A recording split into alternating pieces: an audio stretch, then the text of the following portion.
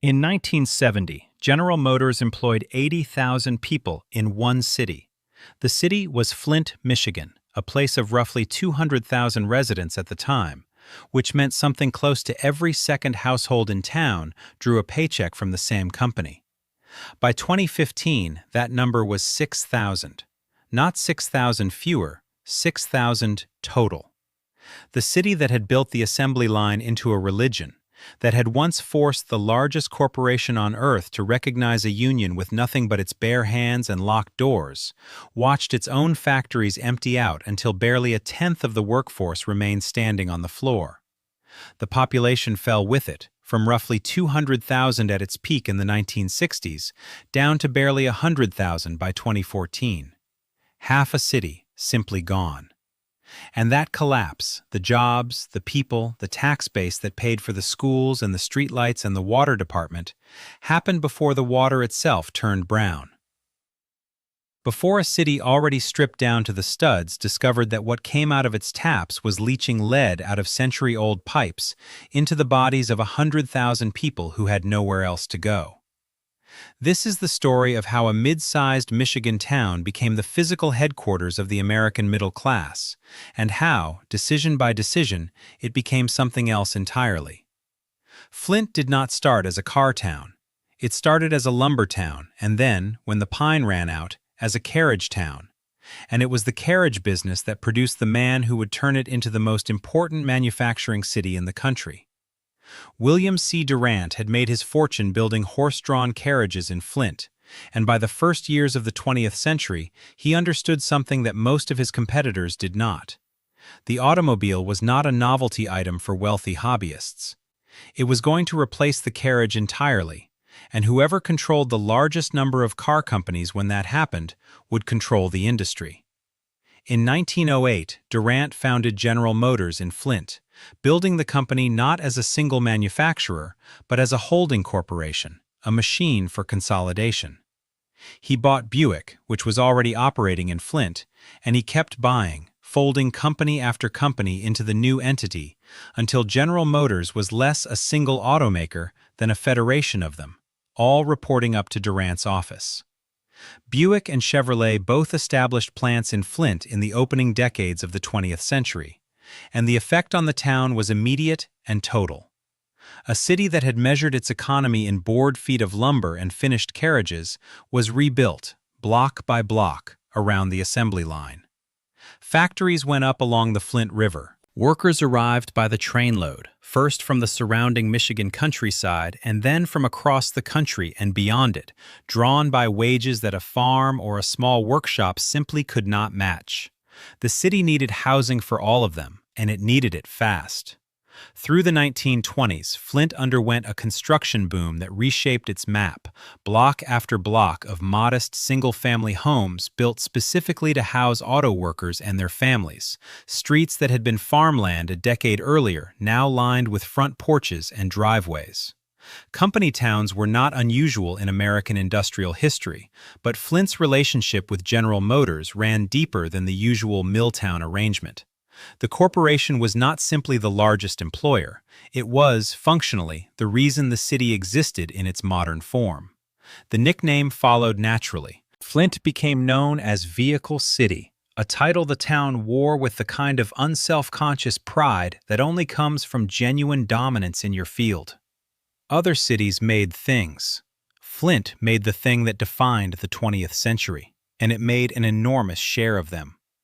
The Buick and Chevrolet plants ran on overlapping shifts around the clock, and the rhythm of factory whistles became the rhythm of daily life for the entire city. Schools let out on schedules built around shift changes.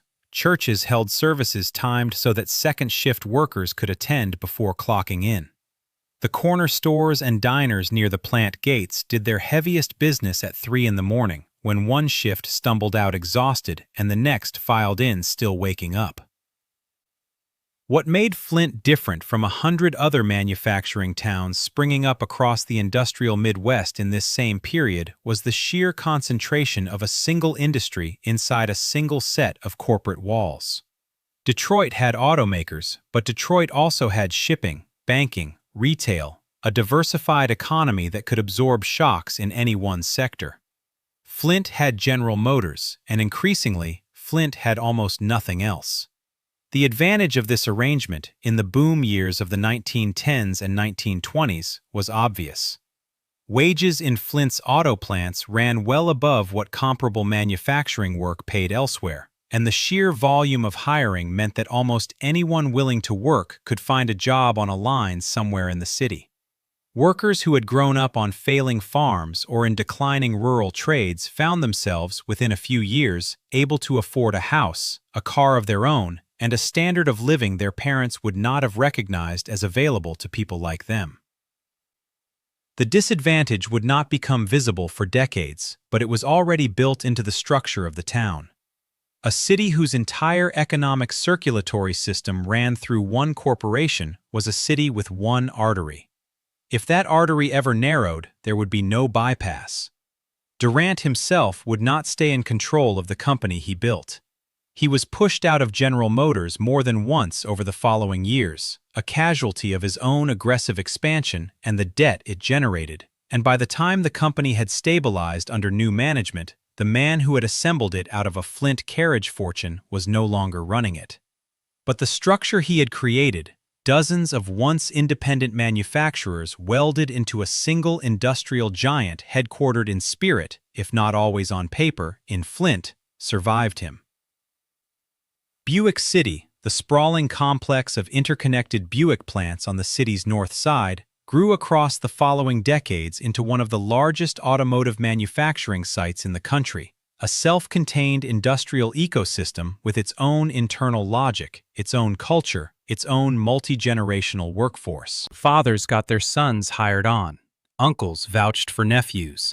An entire city's social structure organized itself around who worked which shift at which plant, and the answer to that question told you almost everything else about a family's income, its neighborhood, its place in the town's unofficial hierarchy. The transition from carriage town to car town was not gradual in the way that phrase might suggest. It happened within a single working generation, fast enough that men who had spent their 20s fitting wheels onto horse-drawn buggies spent their 40s supervising assembly lines that produced automobiles by the thousand. The skills did not transfer cleanly, and neither did the pace of work. A carriage shop built vehicles one at a time, by hand, on a timeline set by craftsmanship.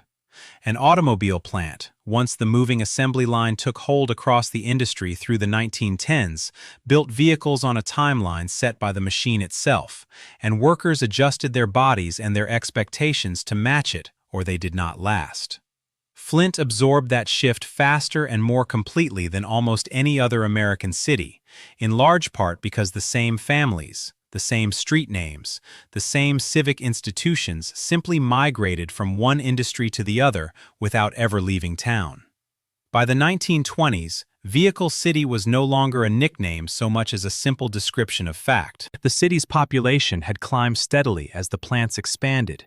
Its skyline had filled in with the brick storefronts and modest office towers of a genuinely prosperous mid-sized American city, and its identity, for better and eventually for worse, had fused completely with the fortunes of a single corporation. Nobody in Flint in 1928 could have told you what the city would look like without General Motors, because there had never been a Flint without it. That question would not get asked seriously for another 60 years. When it finally was, the answer would not be one anybody wanted to hear.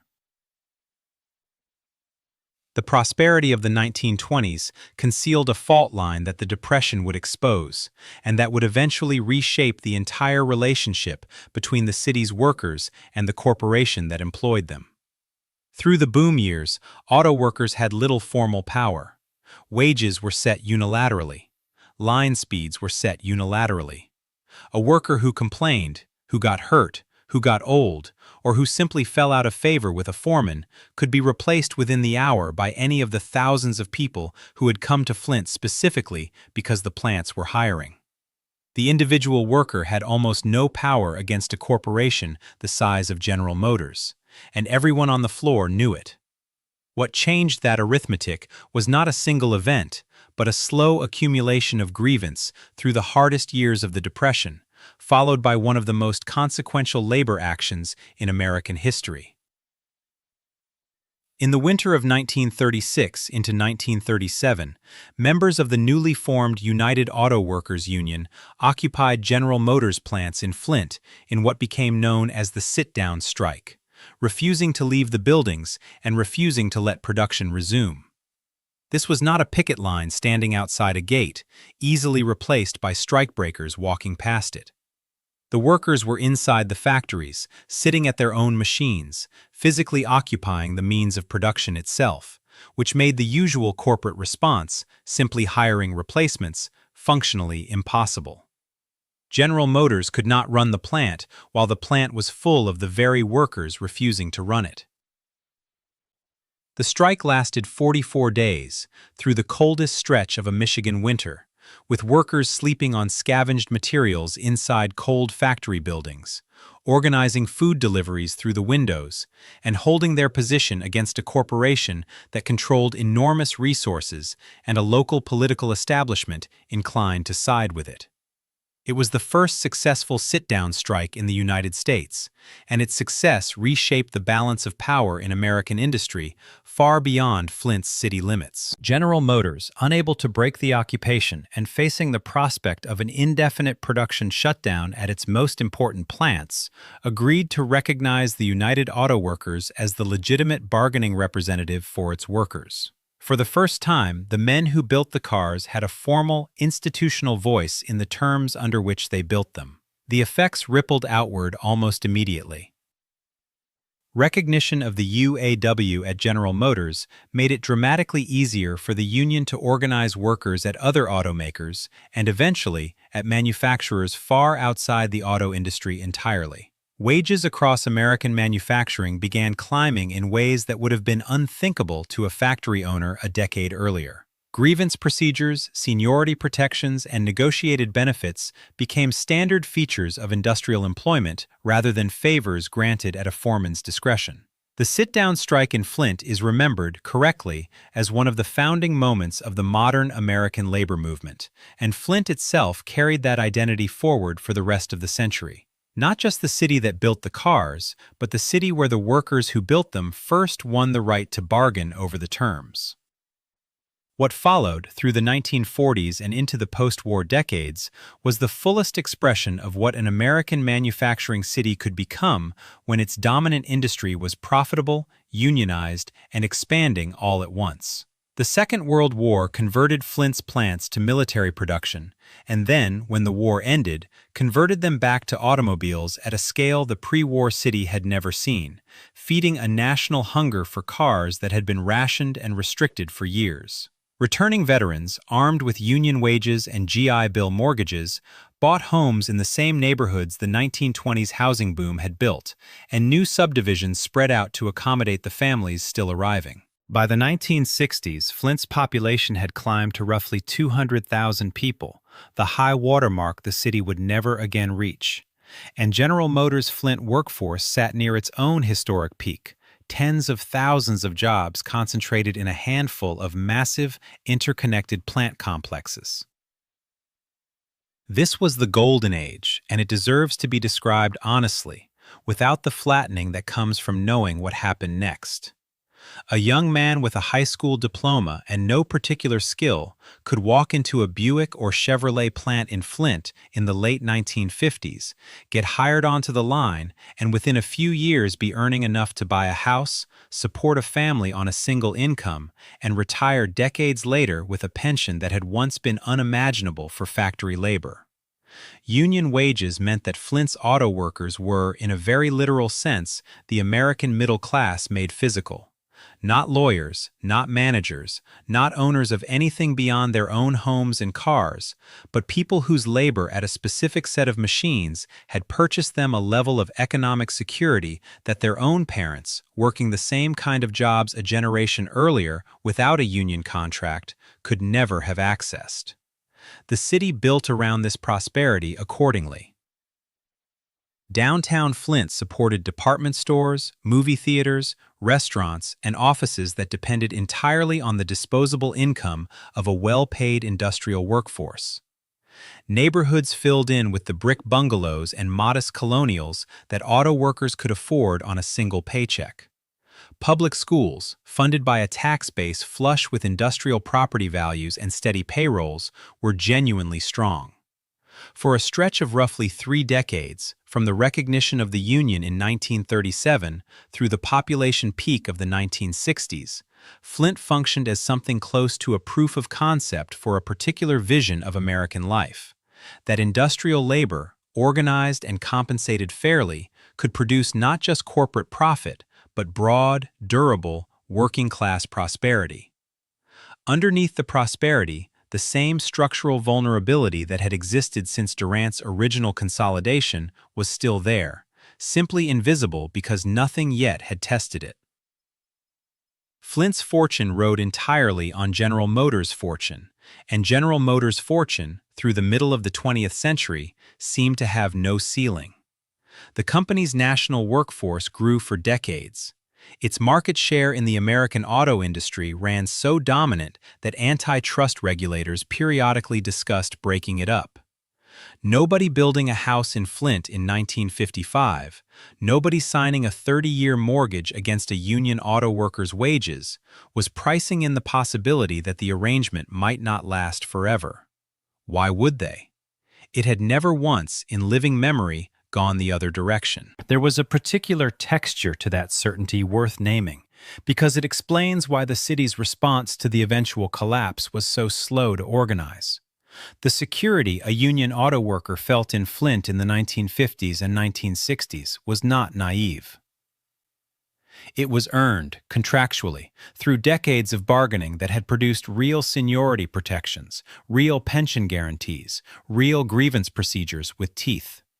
A worker who had been on the line for 20 years had watched the system deliver, year after year, exactly what it promised. That track record made the system's eventual failure almost impossible to anticipate from the inside. The people who understood, first and most clearly, that something fundamental had shifted were not the workers on the floor. They were the accountants and the planners inside General Motors' own management structure, watching market share numbers that the men and women building the cars had no direct visibility into at all. That assumption held for longer than it had any right to, which is part of why the eventual reversal hit as hard as it did. General Motors' national employment reached its historic peak in 1979. From the outside, nothing about that year looked like a turning point. The plants were full, the union contracts were strong. Flint's population, while it had drifted down slightly from its 1960s high, remained a substantial industrial city with tens of thousands of GM jobs still anchoring its economy. But 1979 was a ceiling, not a plateau, and the descent that followed would not be a single dramatic collapse, so much as a decades-long grinding contraction that most people living through its early years could not yet recognize for what it was. Two forces converged on Flint through the late 1970s and 1980s, each compounding the other. The first was competition. Japanese automakers, building smaller, more fuel-efficient vehicles at a moment when oil shocks had made American consumers newly conscious of gas mileage, began taking market share from the big three domestic manufacturers at a pace General Motors had no immediate answer for. Every car a Japanese manufacturer sold was, in the aggregate arithmetic of a finite auto market, a car General Motors did not sell.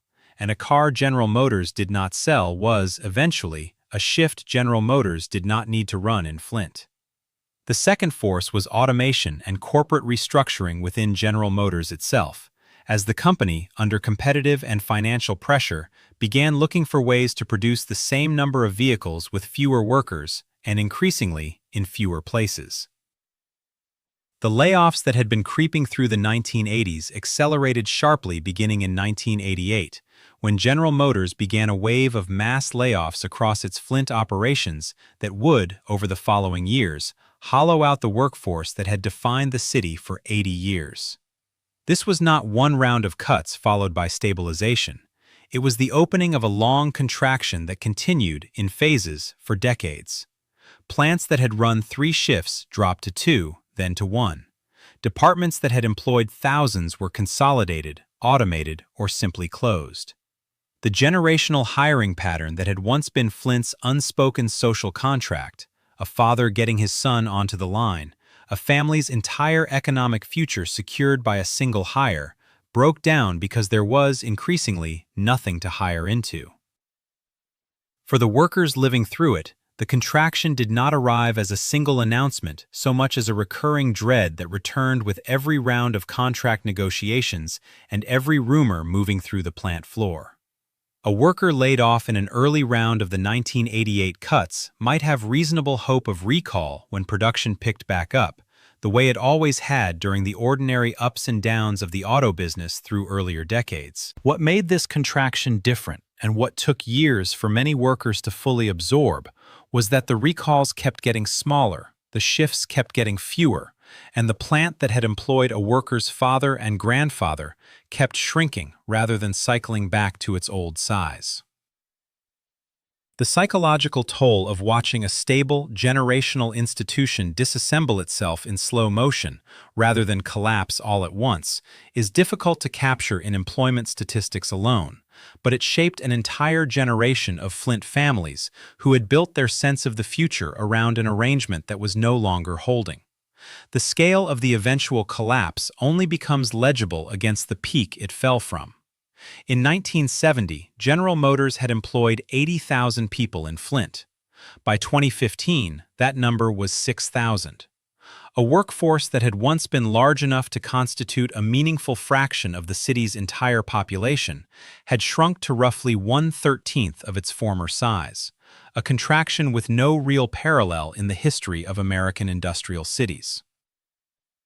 Every one of those 74,000 lost jobs had, in its own way, once supported a household, a mortgage, a set of kids in the local schools, a certain number of dollars spent at the diner near the plant gate. The arithmetic of the collapse did not stop at the factory fence. It moved through the entire city. Nowhere was the physical scale of the retreat more visible than at Buick City, the sprawling complex on Flint's north side that had once stood as one of the largest integrated automotive manufacturing sites in the country.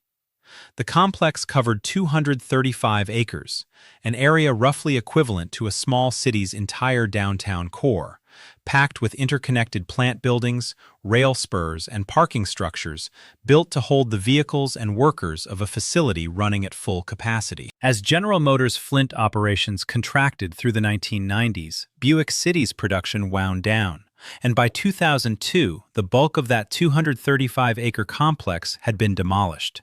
Where thousands of workers had once clocked in and out around the clock, there was, within a few years, mostly open ground, cleared lots, broken pavement, the occasional standing structure waiting for a use nobody had found for it yet.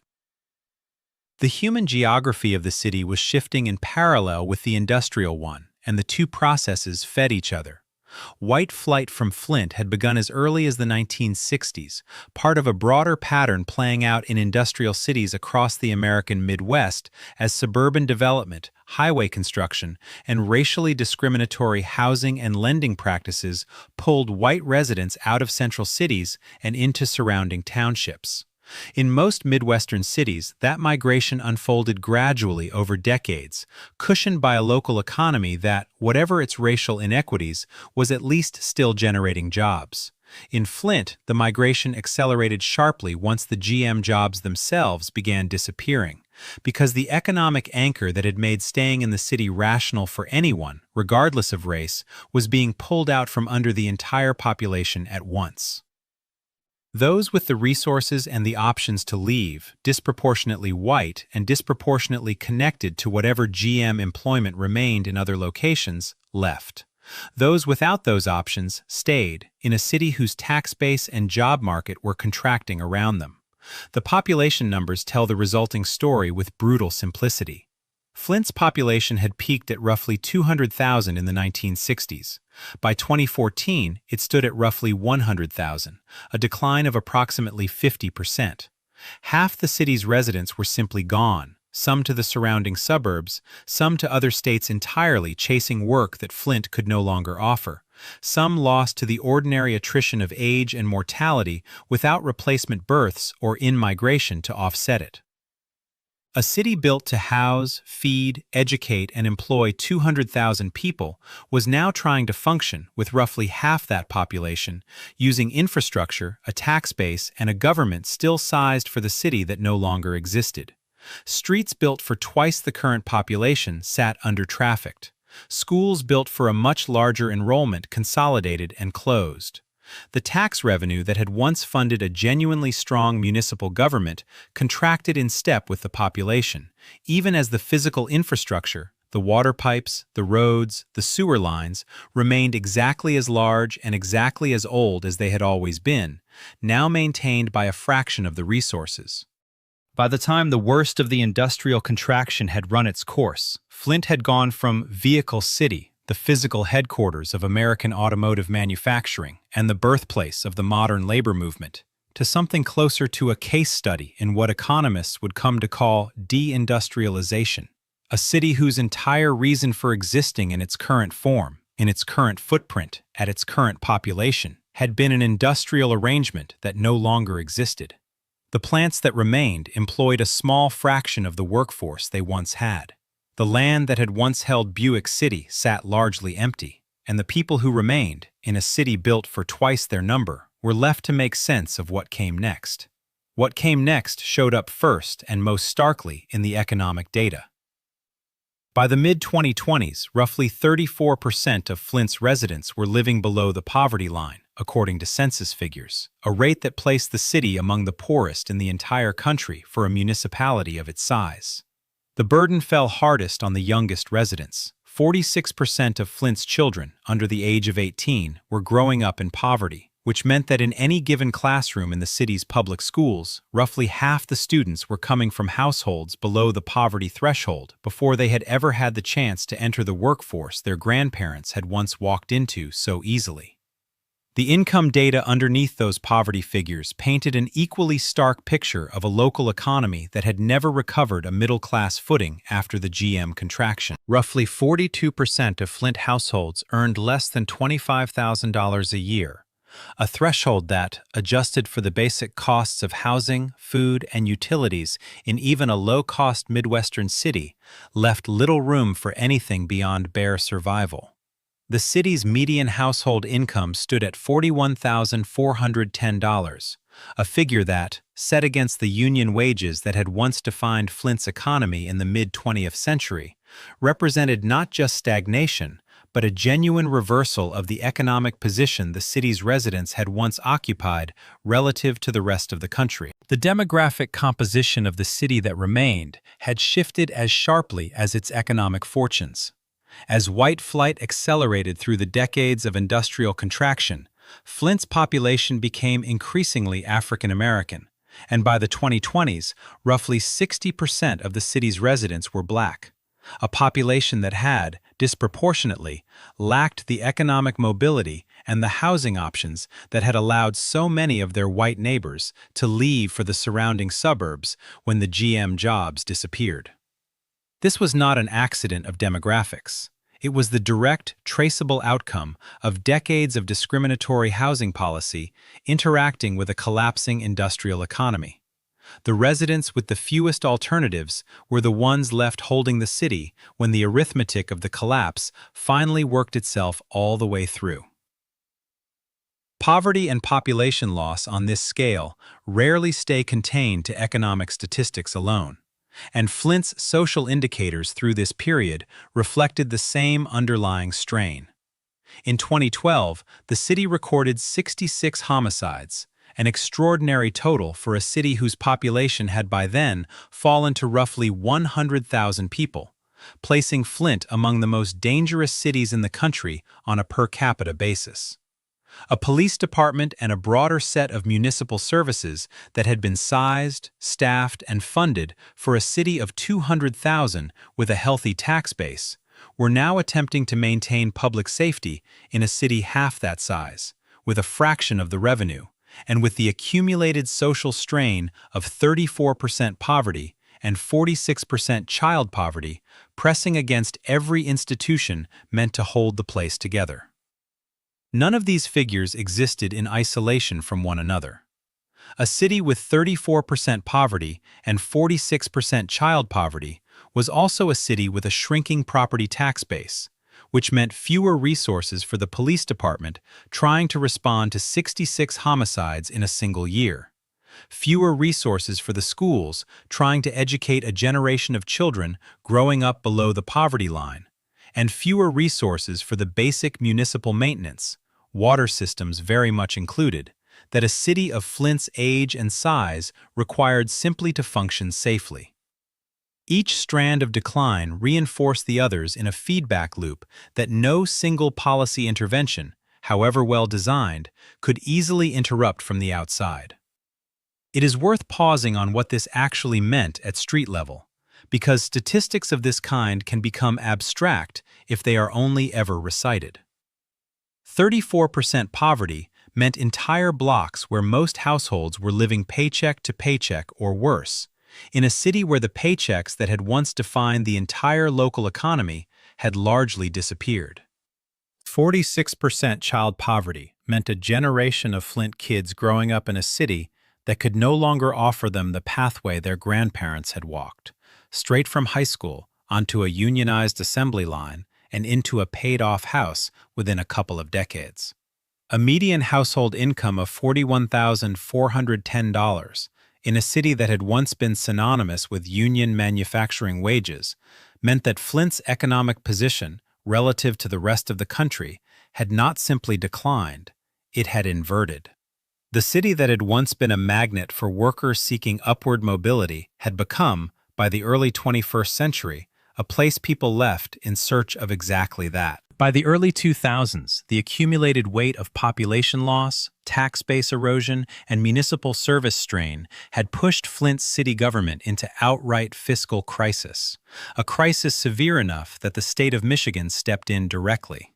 In 2011, the state took over Flint's finances after an audit projected a budget deficit of $25 million, a number that, for a city government already running on a fraction of its former tax base, represented a genuine emergency rather than a routine budget shortfall.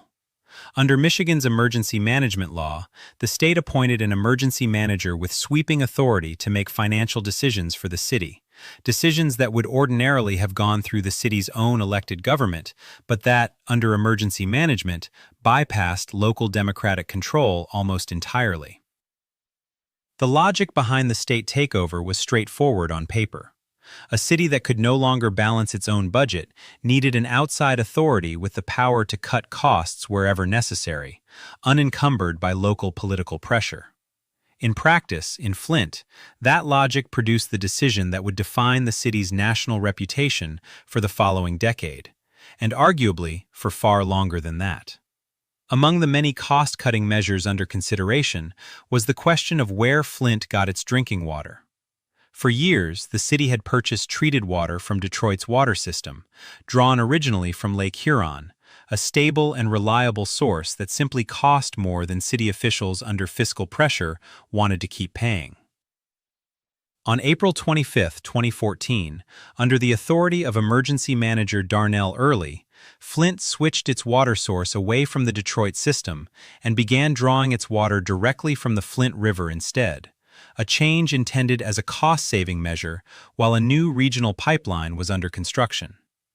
The Flint River water was, chemically, a fundamentally different substance from the Lake Huron water the city's aging pipe system had carried for decades, and the treatment process applied to it did not include corrosion control, specifically the addition of orthophosphate, a treatment that forms a protective coating on the interior of old pipes and prevents the water itself from corroding the metal it runs through.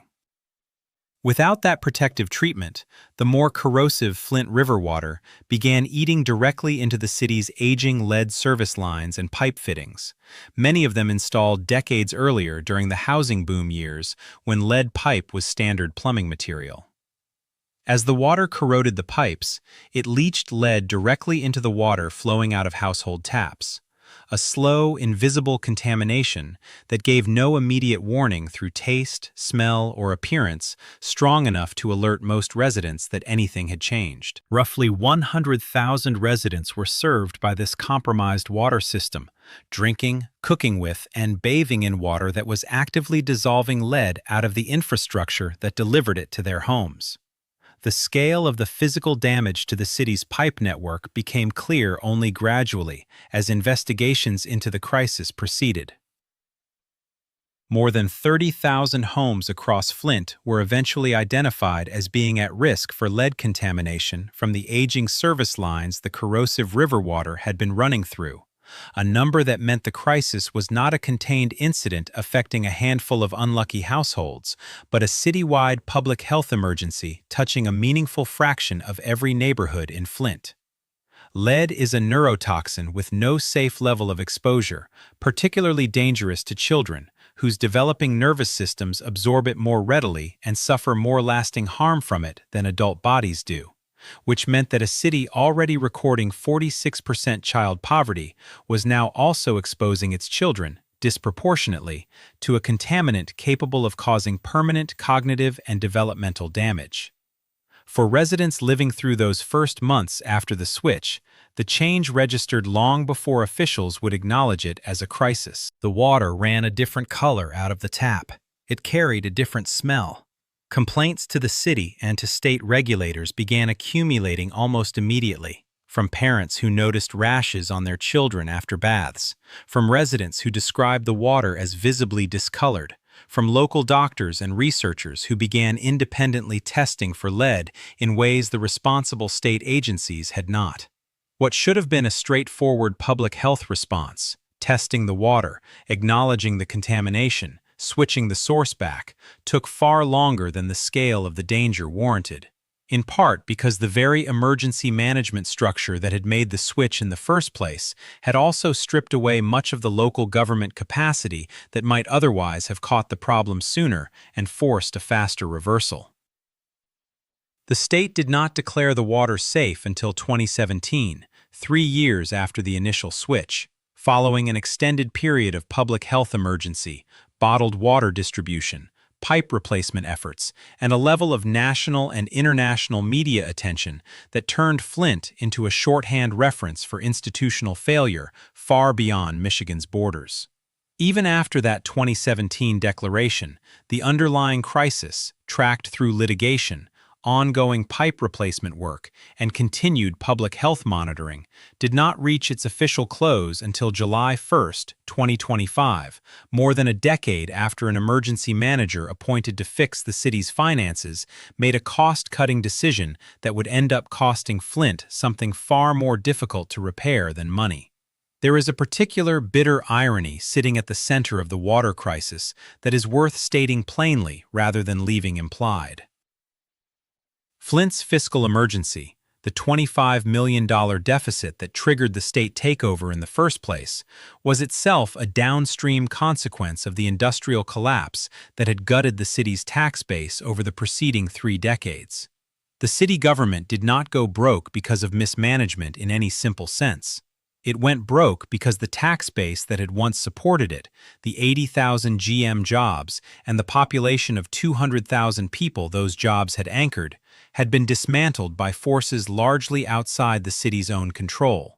Corporate restructuring decisions made in boardrooms far from Flint, global competition the city's workers had no power to counter, automation that eliminated jobs faster than any local policy could replace them. The emergency manager sent in to fix the resulting fiscal hole made a decision, in the name of cost savings, that poisoned the water supply of 100,000 people. The deindustrialization of Flint and the poisoning of Flint were not 2 separate stories that happened to occur in the same city. They were one continuous chain of cause and effect, stretching from a boardroom decision in the late 1970s all the way to a household tap in 2014. What General Motors built in Flint across the first 3/4 of the 20th century was genuinely extraordinary, a functioning demonstration that industrial labor, organized and fairly compensated, could produce broad and durable prosperity for an entire American city, not just for the shareholders sitting far away from the factory floor. William Durant's 1908 consolidation, the plants that rose along the Flint River, the 44 days of 1936 and 1937 that forced a global corporation to recognize its own workers as something more than replaceable labor.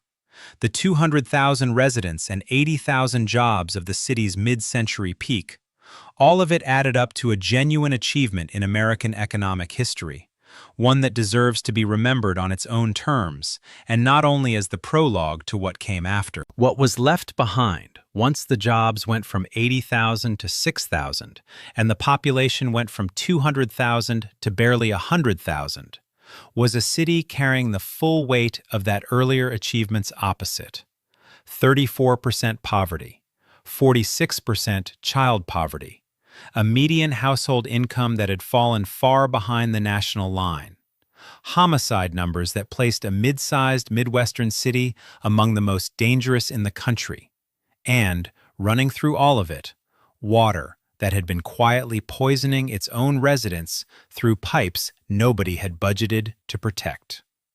The factories that once ran 3 shifts a day and taught the rest of the country what an organized industrial workforce could accomplish are, for the most part, empty lots now. 235 acres of cleared ground where Buick City used to stand, waiting for a use nobody has yet found for it. Flint's story does not resolve into a simple moral, and it should not be forced into one. It is, instead, a specific, traceable sequence. A corporation built a city. A city's workers changed the terms of industrial labor in America. The corporation's fortunes turned, and the city built entirely around that corporation had no other structure to fall back on when they did. What happened to the water in 2014 was not a separate disaster that struck an unlucky town. It was the final turn of a screw that had been tightening for 30 years before the first drop of Flint River water ever reached a household tap. If you want to see what happens on the other side of a similar arithmetic, when a different kind of American boomtown runs out of the thing that built it, the story of Niagara Falls, New York, once one of the wealthiest industrial cities per capita in the entire country before its own manufacturing base collapsed, follows a strikingly similar shape from a very different starting point, and it is worth watching next. In the meantime, if this is the kind of American history you find yourself thinking about after the video ends, the kind that shows up in property values and pipe corrosion and census data rather than in textbooks, say so in the comments. It helps decide which city gets covered next.